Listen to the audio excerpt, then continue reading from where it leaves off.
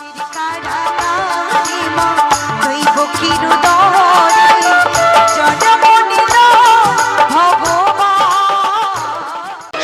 সবার কাছে একটা নিবেদন রইল, আমি আপনাদের মাছ মাংস খেতে বন্ধ করছি না, আমি শুধু জিজ্ঞেস করছি, আপনারা আমাকে উত্তর দেবেন, শুধু বলবেন। বলুন তো মায়েরা, বিড়াল জল খায় চেটে চেটে খায় না চুমুক দিয়ে খায়? জোরে বলুন। দাঁড়া, কুকুর জল খায় চেটে চেটে না চুমুক দিয়ে? জোরে বলুন। আচ্ছা, বাঘ জল খায় চেটে চেটে না চুমুক দিয়ে? আচ্ছা, বাঘ কি খায়? মাংস। কুকুর কি খায়? বিড়াল কি খায়? জোরে বলবেন। মাংস। মাছ? আচ্ছা, বিড়াল মাছ খায়, কিন্তু কুকুর এরা কি খায়? মাংস খায়। আমার দিকে তাকান, যারা মাংস খায় সেই প্রাণীর দাঁতগুলো দেখবেন সামনের দাঁত দুটো বড় হয়। আপনারা যারা খান হাত দিয়ে দেখুন তো বড় না ছোট? তাকান, সবাই বলুন না, আমাকে বিচার করে বলবেন, আমাকে বিচার করে বলবেন। তাহলে গরু ছাগলের যেমন দাঁত, ওরা জল কেমন করে খায়? চুমুক দিয়ে না চেটে চেটে? গরু চেটে চেটে খায়, ছাগল যাক দু চারজন যখন চেটে চেটে খায়, হ্যাঁ হ্যাঁ, তাও হ্যাঁ, সবাই হয়। আমি পরীক্ষা করে দেখছি। গরু কি করে খায় মায়েরা? চুমুক দিয়ে। ছাগল কি দিয়ে খায়? চুমুক দিয়ে। মানুষ কিভাবে জল খায়? সব মিলগুলো কার সঙ্গে আছে? বাঘের সঙ্গে, কুকুরের সঙ্গে না, গরু ছাগলের সঙ্গে। জোরে বলুন। গরু ছাগল কি খায়? তৃণভোজী, ঘাস খায়। আমি বুঝিয়ে দিই আপনাকে, যে যেখানে বসে আছেন শিক্ষিত ব্যক্তি, সাধারণ মানুষ, আমার কথাগুলো বিচার করবেন, তারপর আপনারা খাবেন। আমাকে কথাগুলো শুনে নিন। কি বললাম? ওরা তৃণ খায়, খায় না? আমাদের খাবার কি? তৃণ, কিন্তু আমরা কি খাই? মাংস। প্রশ্ন আপনার সামনে, কি প্রশ্ন দেখুন, তাকাবেন, কি প্রশ্ন দেখুন। একটা গরুর সামনে, ছাগলের সামনে আপনি মাংস দিয়ে দিন, ও দেখবেন শুঁকে দুর্গন্ধ ভেবে পালিয়ে যাবে। প্রমাণ দেখে নেবেন। ও জানে এটা আমার খাবার নয়, আমি খাবো না। মানুষের সামনে মাংস দিন, ও দোকানে মশলা কিনতে বেরোবে, ভালো করে বেশ মশলা দিয়ে তাজা মতো করবি, তার সঙ্গে যদি এক বোতল পেয়ে যাই তাহলে তো আরো ভালো। যদিও আপনাদের এখানে মাতাল টাতাল কেউ নাই, একটাও মাতাল নেই। বাবারে, মায়েদের হাসি দেখে বুঝলাম যে পার্টি এখানেও আছে। আস্তে আস্তে কোনো জায়গাতে বাদ নাই। আচ্ছা, কিছু মনে করবেন না, মায়েরা অপরাধ নেবেন না। কীর্তনের মধ্যে শিক্ষা আছে তো, লীলাটাকে আমি ছোট করে দেবো, আগেই বলেছি, শুধু শিক্ষার দিকে যাই। আমি কয়েকদিন আসলে একটা আসরে গেছি, স্বামী স্ত্রীতে আমার কাছে বাসায় গেছে। দাদা, কি ইনি কে? আমার পতি দেবতা। বলে কি হয়েছে? খাই। আমি কি করবো? একটু বলবেন যেন না খায়। এখন আসলে দুজন স্বামী স্ত্রীতে বসেছে, আমি বললাম যারা মদ খায় তাদের 3টে লাভ হয়। তখন স্বামী বলছে, শোনে না, কি বলছে শোনে না। মানে একটা মানুষকে 5-10 হাজার লোককে হাসাতে হয়, এটা কিন্তু শিখতে হবে, নইলে অসুবিধা আছে। কেন বলুন তো? আমার মুখের দিকে তাকিয়ে আপনারা আছেন, অভিনয় শিখতে হবে। খুব ছোট বাচ্চা থেকে আমার অভিনয় করা অভ্যাস। আমার দিকে তাকাবেন তো, স্বামী বলছে শিখে নাও, কি বলছে? তো স্ত্রী বলছে গোটাটা শোনো তারপর বলবে। আমি বললাম মদ যারা খায় 3টে লাভ হয়। কি? বাড়িতে চোর ঢোকে না, কুকুরে কামড়ায় না, আর যারা ওই চিরকাল যুবক থাকে, বুড়ো হয় না। যারা এখানে খায় তারা বলবে পুলিশ অফিসারকে, পরের বারে প্রদীপ পাল কেন আমার 2000 টাকা লাগবে। বলে কেন? উনি মদের নাম করেছেন। কিছুক্ষণ পরে বলবেন উনি, ইনার নামটা কেটে দাও, পৈতাতে জীবনে যেন না আসে। বলে কেন? এই কথাটাকে শুনুন। তারপর মদ যখন খায়, বলে মদ যে খায় সে মদ খায় না, মদটাকে, জোরে বলুন, সুরার ভাণ্ড কোনোদিন পবিত্র হয় না। আমি অনেক আসলে দেখেছি, অনেক বাড়িতে দেখেছি, নাম করব না, কীর্তন করাচ্ছে, নিরামিষ খেয়েছে, এবার সারাদিন কীর্তন হয়ে গেল, রাসলীলা হয়ে গেল, সকালবেলায় দেখছি উনি টলতে টলতে আসছেন, বাড়ির মালিক। বললাম দাদা, কালকে উপবাস ছিলেন, আজ কি করলেন? আজ একটু না খেলে সজীব হব না, মানে প্রাণটা তাজা হবে না। মানে হরিনাম করলো, করালো, শেষে গোটাটাই 1 বালতি জলে একটু গোমূত্র ফেলে গোটাটাকে নষ্ট করে দিল। তাকাবেন, এরকম কাজ আপনারা কেউ করবেন না। হরিনাম যতদিন হবে বাড়ি বাড়ি নিরামিষ করুন, বাচ্চাদের শিক্ষা দিন, অন্তত এই কয়েকটা দিন পবিত্র থাকতে হয়। মদ যারা খায় তাদের বাড়িতে চোর ঢোকে না। কেন চোর ঢোকে না? না, মদ খেতে খেতে লাংস, কিডনি, লিভার শেষ হয়ে যায়, তখন সন্ধ্যাবেলায় কাশতে শুরু হয়, সকালবেলায় কাশি শেষ হয়। চোর ভাবে বেটা জেগে আছে, ঢোকার আর কোনো দরকার নাই, আর ঢোকে না। আর কুকুরে কেন কামড়ায় না? দুটো কারণে কামড়ায় না। কি বলুন তো? দেখবেন লাঠি নিয়ে চলে দুর্বল হয়ে যায় যে মদ খায়, আর লাঠি থেকে কুকুর নিতাই গৌর হরিবোল হয়ে যায়। আর দেখবেন যারা পাড় মাতাল হয় তারা দেখবেন নর্দমার পাশে শুয়ে থাকে, কুকুরটাও নর্দমার পাশে শুয়ে থাকে। কুকুরটা ভাবে আমার প্রতিবেশী বটে, কামড়ানোর। আর বুড়ো হবে না কেন? বুড়ো হওয়ার চান্স পাবে না, তার আগে বলো হরি বলো, হরি। এবার বলুন, যে মদ খায় সে আর চাঁদা দেবে? বলুন আপনারা, হাত দেবে? আপনারা দেওয়া করাবেন না, কি বলছেন? তাকাবেন মায়েরা, আমি যে জায়গায় ছিলাম। আচ্ছা বলুন তো, তাকাবেন, আপনার আঙ্গুলটা কেটে গেলে লাগে না লাগে না? জোরে বলুন, জোরে বলুন। আমি আপনাকে বললাম আপনার আঙ্গুলটা কেটে এখানে দিন, এরা ঝোল করে খাবে, আপনি দেবেন? তাহলে একটা প্রাণীকে যখন আপনি মারবেন, আমাকে যে রাস্তায় কেউ পায়, তোমাকে কাটবো, যা টাকা লাগবে লাগবে দিয়ে দেবো, আমার প্রাণটা বাঁচান, আমি আপনার দাস। আমাদের প্রাণ বাঁচানোর জন্য কত কাকুতি মিনতি করি। নিরীহ ছাগল পাখিকে যখন আপনারা কাটেন, তখন তাদের কত কষ্ট হয়। বাঁচাবে, কথাগুলো বিচার করবেন। যদি মানুষ হন, এরপর থেকে খাবেন কি না খাবেন বিচার করবেন। এরপর একটা যুক্তি দেখায়, সবাই তাকান। আপনার ছেলেকে কোন একজন লোক খুব মারধর করলো, হাত পা কেটে দিল, তারপর সেই লোকটা যদি আপনাকে পুজো করে, আপনি পুজো নেবেন? জোরে বলুন, জোরে বলুন। না, সবাইকে বলতে হবে যারা বুঝছেন। আপনার ছেলের হাত পা কেটে দিল, মারধর করলো, শেষে সেই লোকটা আপনাকে পুজো করছে, আপনি নেবেন? জোরে বলুন। তাহলে ভগবানের সন্তান আমরাও, ভগবানের সন্তান ছাগল, গরু, মুরগি, হাঁস, ভগবানের সন্তানকে মেরে যদি ভগবানের পুজো করি, ভগবান কি আমাদের পুজো নেবে? জোরে বলুন, হ্যাঁ কি না? এরপরে আপনারা বিচার করবেন আপনি খাবেন কি না খাবেন। যদি পারেন, বড় বড় বিজ্ঞানীরা, বড় বড় ডাক্তাররা একই কথা বলছে, যত নিরামিষ আহার করবেন তত আপনার লম্বা জীবন হবে, আর যত আমিষ খাবেন আপনি রোগের ঘর করবেন। অনুকূল ঠাকুর বলেছেন, যে যত ভোগী সে তত রোগী, আর যে যত ত্যাগী সে তত নিরোগী। একাদশী করুন, অমাবস্যা পূর্ণিমা করুন, জল খাবেন, দাঁড়িয়ে জল কেউ খাবেন না। মায়েরা প্রণাম আপনাদের চরণে। বিষ্ণু পুরাণ ঘাটুন, পরিষ্কার করে বলেছে।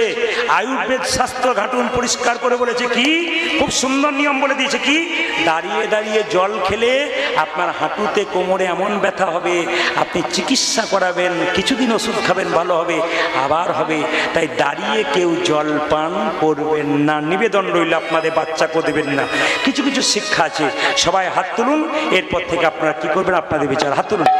মুকুন্দ সরকার বাড়ি ফিরছে। কৃষ্ণ কেশব, হাত তুলুন। কৃষ্ণ মাধব সুধা মাখা এই